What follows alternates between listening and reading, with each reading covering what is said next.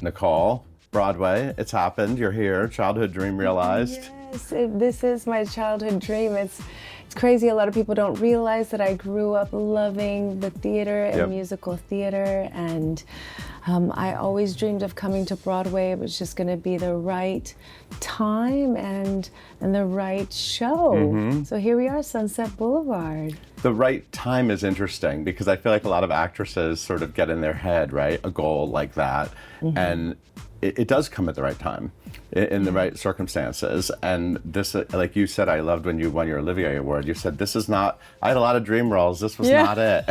And when I heard that, I thought, she probably meant Kim and Miss Saigon. Because weren't you like, you were really into Miss Saigon. I'd give my life for you, Hunty. Yes, that was one of my dream roles. And, you know, like, Tup Tim and The King and I and T Moon and Once on This Island. But yeah, never thought of Norma Desmond would be I feel like after now obviously knowing her story and you know, the music is in my veins, I just feel like it was written for me. Yeah. Speaking of veins and blood, it's so nice to see you fresh-faced today. Not for long. I do have a show pretty soon. I've become very used to seeing photos of you covered in blood. Yeah. It's a good look. But I love that you're doing the celebrity people come backstage, you're posing with them in the blood. I mean, I love that. Well, it's just because our first preview that I believe you were there for, I was so excited. And I'd never gone out and signed in the stage door. At the stage door is my first time on Broadway. So I literally left the stage and went straight out, barefoot Norma. I gave it to him raw. You know, I wanted to feel the energy. And now sometimes I do greet people afterwards in blood, but that's because I just takes too long to wash it off and get ready. So, you know. Which brings me to my number one question. I mean, we all know the Elphaba makeup removal process. It's a very long shower, and the drain over at the Gershwin Theater is green from all the green makeup. So how does the blood, what is the My drain is red. Okay, you have a red drain? Okay. Yes, it looks like a bloody mess in my shower, and then I've got different exfoliators and weird gloves that have like red stains. I want to be like, guys, we need to clean these gloves. If someone were to walk into my shower, it looks really scary. It's like, am I an American Horror Story or Sunset Boulevard? Yes. I love it. But, you know, I saw the production. I'm a huge fan of Andrew Lloyd Webber. I think you are too. Oh, yeah. I mean, like, a lot of the reason why I love Broadway is because of Andrew Lloyd Webber musicals, including Sunset Boulevard. I know the show by heart. I could sing it badly from start to finish. So when I went to see it in London, you know, I knew you were doing the role. I sat down in that theater really early in a preview. I expected to see you in a turban coming down the steps, and it was so exciting to sit there and to being able to rediscover something that you think you know so well, you know, a 30-year-old musical, a 70-year-old movie, and to be able to sit there, it's such a unique experience, and I think that's what everyone is really reacting to now. But you think you know every beat of what's going to happen, and audiences are just like pin drop silent, just edge of their seats. Well, that's the beauty of our fearless leader, Jamie Lloyd, our director, the visionary, who was like, no, we're stripping everything back. And obviously we have this beautiful, brilliant score, which is the soundtrack of my life the past year by Andrew Lloyd Webber and Don Black and Christopher Hampton, who wrote the lyrics. But as you said, it's all stripped back. There are no distractions, so it really allows your imagination and to just go to work and to create. So it's like a very reciprocal energy, you know, on that stage. And I feel so blessed that Jamie chose us.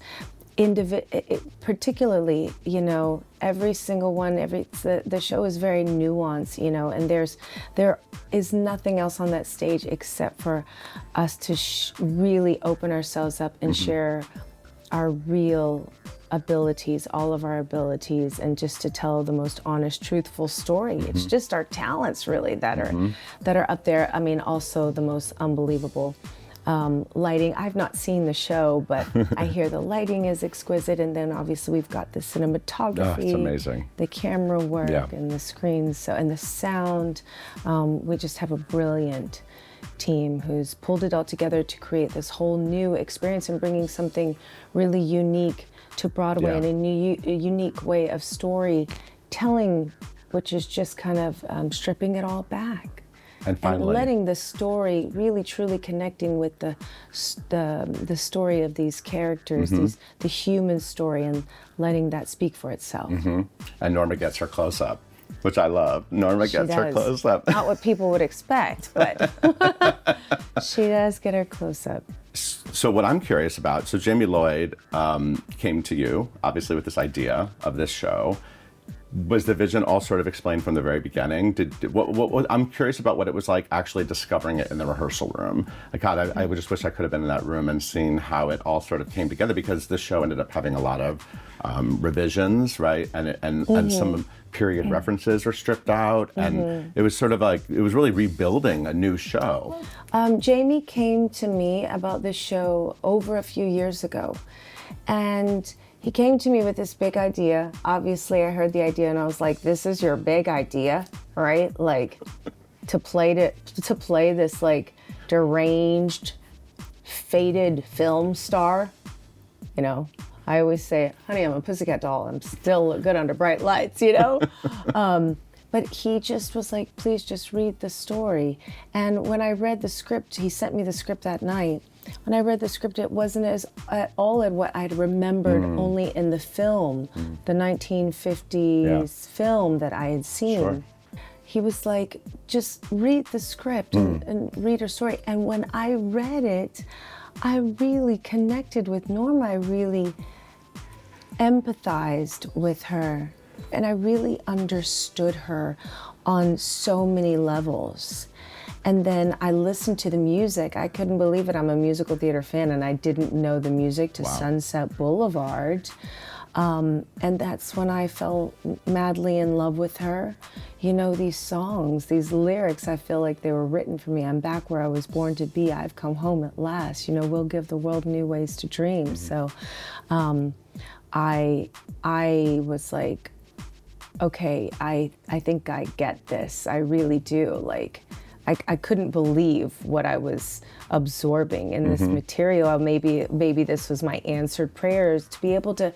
A lot of people just knew me for the dolls, and they didn't, you know, this I would be able to kind of share, you know, open up and see so many different sides of me people didn't know, right? And so after reading the script and discovering that I fell in love with the music, we talked about it before we ever got in the room. We discussed certain parts of the story. We discussed it, you know, parallel and mirroring my life in a lot of ways. So we talked at least 6 to 8 months. Wow.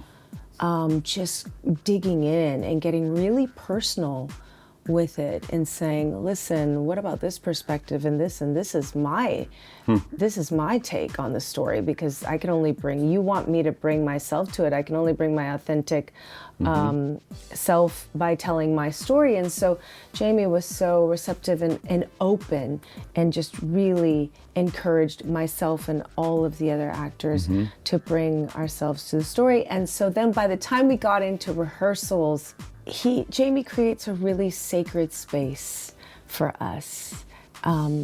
It's like, I don't know how to explain it, and it felt really safe. And we just got to unfold the story of these characters. It wasn't anything presentational. From day 2, we had mics on. Oh, wow. So we got to just get the words out and bring these bring these characters to life in the moment. You know, and it just all unfolded organically and naturally. What is it like to just have one costume? And I mean, I feel like you talk about sort of being able to focus on the meat of the part. Once you take off sort of the trappings of all of the that's the whole point of it. I mean, the original production was so lavish.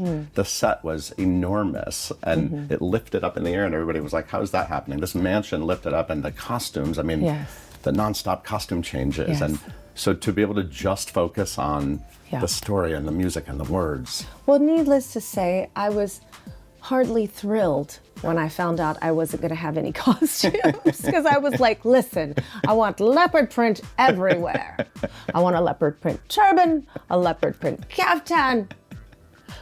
How many different leopard print versions can we have of this? And they were like, no, you're wearing a black slip. And I was like, can we throw in a white slip? Can we throw in a red slip? Like, how many slips are we talking? And he was like, 1. And I was like, what? And then I was like, well, what cute shoes am I stepping into? And he was like, you're barefoot. And I was like, you're just taking me out of all my comfort zones, you know?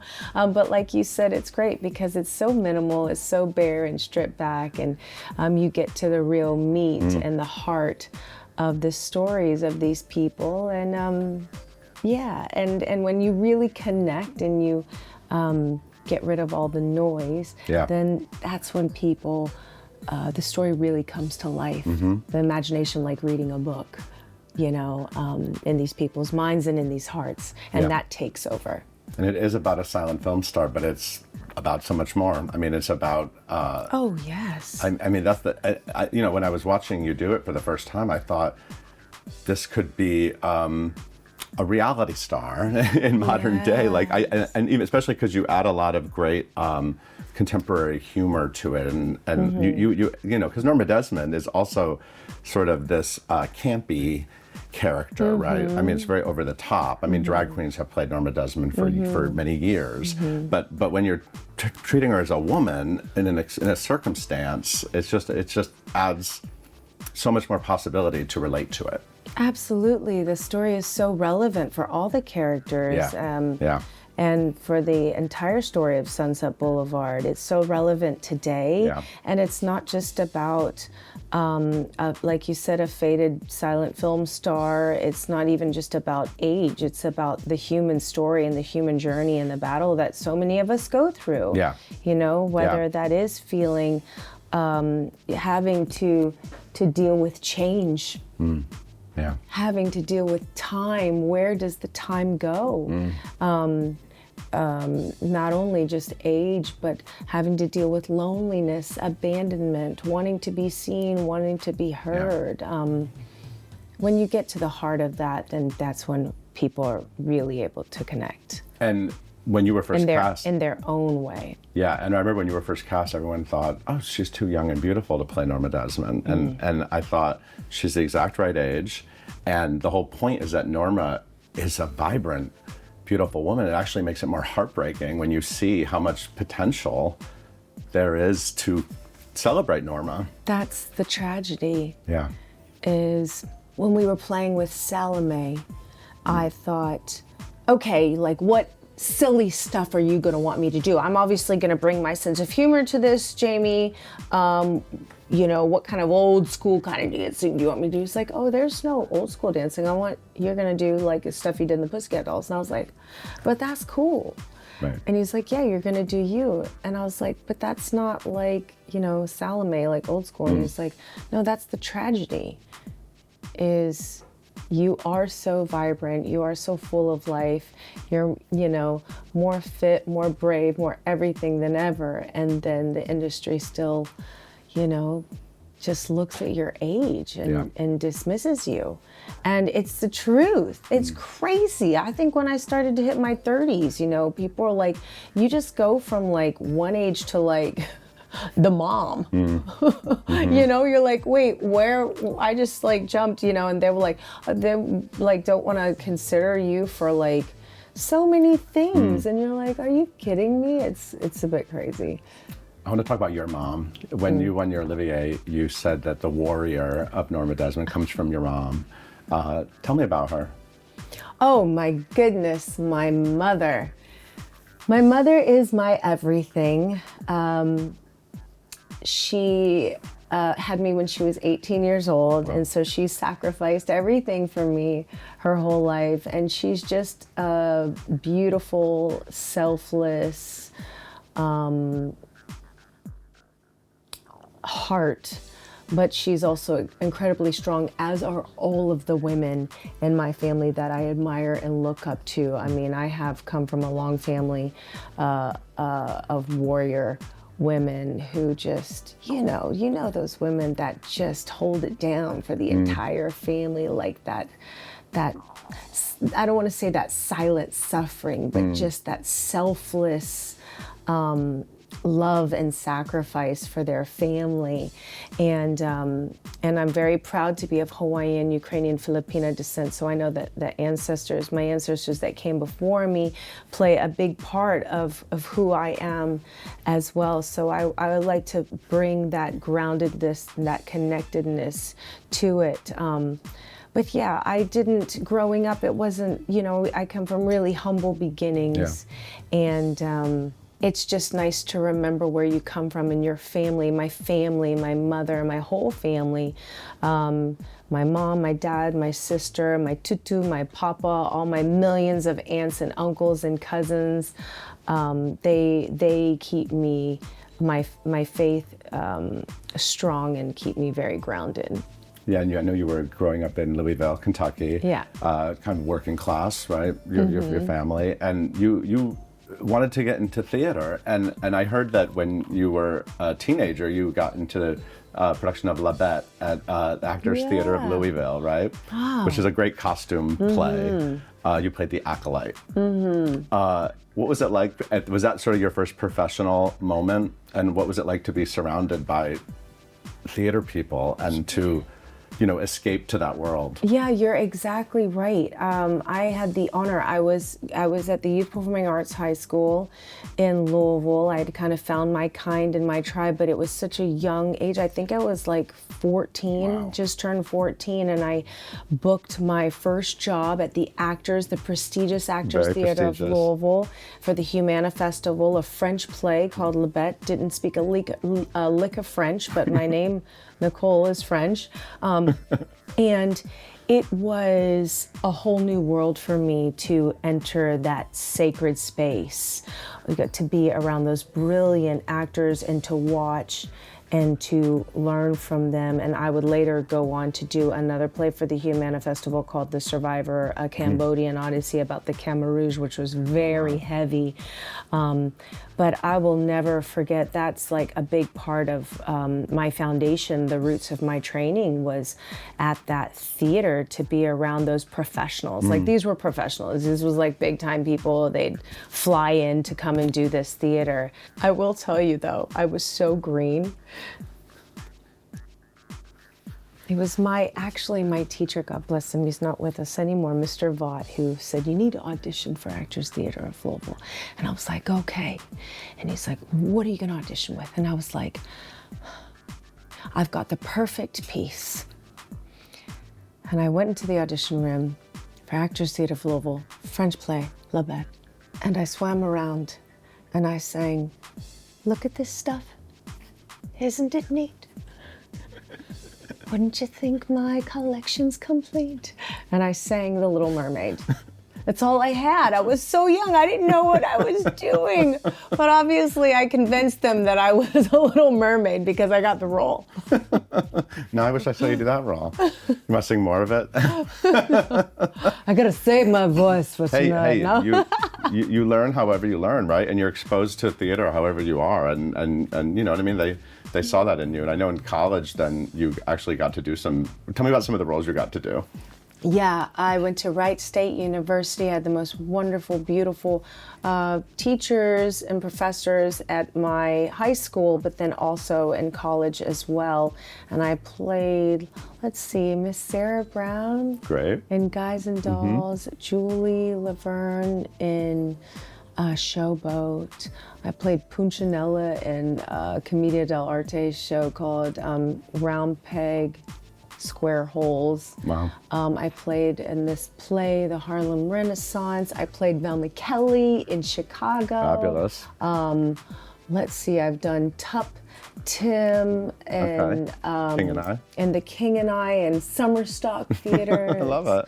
A lot of different things. I played T Moon and Once on This Island and High School and Alice in Wonderland the musical. And I mean, there was a whole different version of this where I would have met you 25 years ago, but then you became a pop star. I mean, it's just so fascinating. So that's what people don't realize, that this is kind of where I grew up, at loving this space, and where I really got to spread my wings and realize, wow, this is my tribe, this is my kind, this whole beautiful creative, all these creatives. And then I moved to LA, honey, and it was all gone from there. Well, now you're here, and you are an overnight Broadway star. I mean, it must just, I can't imagine how it feels. I'm an overnight Broadway star, God bless you for saying that. That's taken many, many, many, many, many, many, many years to get here. But what's incredible is people who don't know about all that past and maybe just know you from, like me, maybe their Get Ready song is Buttons by the Pussycat Dolls, and they know you from that, but then they're sitting down and you're showing all of that experience that you just said. I mean, you were doing classic plays when you were a kid in addition to big musical roles, and you're getting to show all of that. You were getting ready with me to Buttons, but now you're going to be getting ready with me to Buttons or with One Look. I did it this morning. When I grow up, or options. As Buttons if we never said goodbye. Exactly. I love that. Getting ready with One Look. And that's the full Norma Scherzinger. That's the full Nicole Scherzinger, right? Yep. You get both sides of you. Yep. It's just an incredible opportunity. And that is that, like you said, what an incredible opportunity to be able to have a beautiful piece of material where I can show all of my abilities, all of my gifts, and all of my talents. I feel extremely grateful. I've always prayed for the right time and the right opportunity, and it's now. So anybody out there, do not give up. Because sometimes you think, is it ever going to come? You know, and all the patience and the pushback and the pain was for a reason. That's for sure. So now you're in power. What do you want to do next? Broadway, let's make a dream list. Are you going to stick around? I know you have a nice, healthy run of Sunset ahead of you. Yeah, let me get through this 9 months, the rest of this upcoming 9 months. My ultimate dream is to create my own musical. I've had that in my heart and my mind for the past 10 years. So I've kind of been working on that in the background, slowly but surely. But writing it? Yes. And starring in it? Music and everything. Wow. Yes. So hopefully this is a great springboard and platform for me to be able to connect all the dots and put the pieces of this puzzle together. But I want to do it right, so it will take time, but that's my dream. I love that. You know, the other thing I want to ask you is, you are getting mid-show standing ovations, which is not a normal, by the way. Not that many actresses can say that they've experienced that. That's not like, that doesn't happen every night on Broadway. Really? What is it like to actually experience it? It's funny because Norma, you're staying very serious through, you know what I mean? There's not like a, thanks guys, there's never that energy, not even in the curtain call. It's the whole thing is extremely focused. You know, somebody asked me that the other day. They were like, oh my gosh, a 6-minute ovation. What are you doing? And I'm like, I think when you pour out like everything, like you just really are there to be a vessel. And you try to really wholeheartedly give all of yourself, your heart and your soul. I think after the performance, you're collecting yourself, right? And then you realize, like, you're there, you're receiving, you're connected with that exchange, but you're in character because you got the rest of the show to continue, you know? So you're still, it's a really magical and powerful exchange, I think, then between myself and the audience. Like I feel really, truly connected, like we're in this together. You know what I mean? Now let's grab the rest of the show by the balls and go. Well, it's all about the beautiful people out there in the dark, right? And hearing them, and she's doing it for them. So I feel like it probably just adds to all of that. It really does, because when we do With One Look, there's a part where she sings the song and then the instrumental takes over with the gorgeous sweeping orchestra and the sound. And then the UK, they never did this, but obviously it's a Broadway audience, and they start clapping before the song's over. I'm like, why are they clapping? But I'm like, this is for Norma. And in Norma's mind, she hears the applause. And it's so beautiful. It's like they become a part of the storytelling as well. Yeah. I love it so much. You'll be seeing me at the St. James Theater often. Yay, good.